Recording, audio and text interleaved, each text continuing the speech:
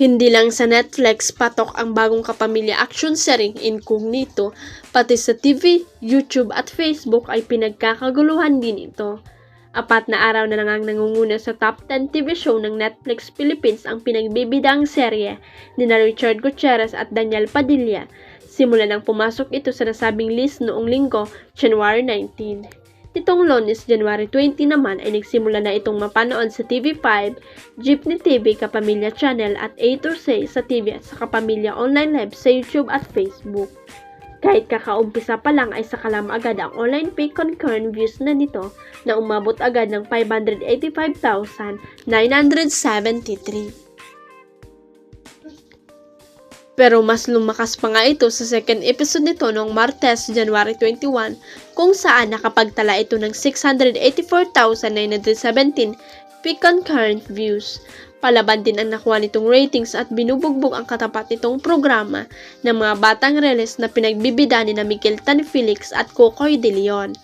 Nakakuha ang Incognito ng 8.7 habang 7.9 lamang ang mga batang reles ng GMA Network. May mga nanliligaw ngayon sa kapamilya actress na si Andrea Brillantes pero wala pa rin siyang sinasagot sa mga lalaking ito hanggang ngayon. Mukhang hindi naman nagkaroon ng trauma sa pakikipagrelasyon ng actress dahil sa controversial na paghihiwalay nila noon ng kanyang ex-boyfriend na si Richie Rivero.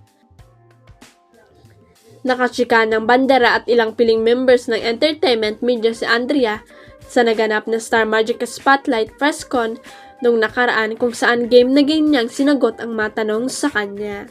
Isa nga sa ibinatong question sa actress ay ang tungkol sa kanyang love life kung saan sinabi niyang wala sa pagjojowa ang focus ng buhay niya ngayon.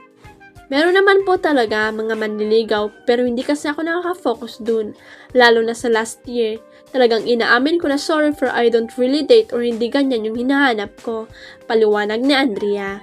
Nang mausisa kung handa na ba siyang makipag-date ulit, sagot ni Andrea, nung magdadasal ako kay Lord, sabi ko actually, I think nakapag-heal ako, not 100% because I know nobody is 100% healed. I think ang laki na ng growth ko from last year. But at the same time, what if I'm just being isolated? Baka lumalayo lang ako pero hindi pa ako nakakapag-heal. So sabi ko, Lord, I don't know, maybe I can. Kung may darating or what, I'm open to it. I also want to be intentional about it. Anya pa. Huwag kalimutang i-click ang subscribe button at i-ring ang notification bell para sa latest at legit chika updates.